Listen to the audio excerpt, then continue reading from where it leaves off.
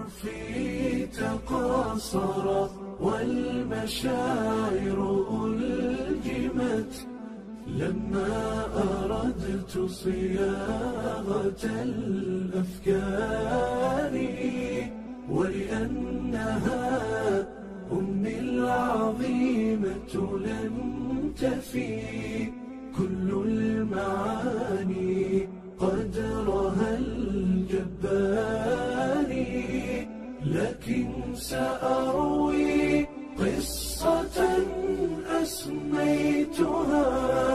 أمي تعالوا أنصتوا بجواري واستنشقوا عبير ذكر عاطر نثرته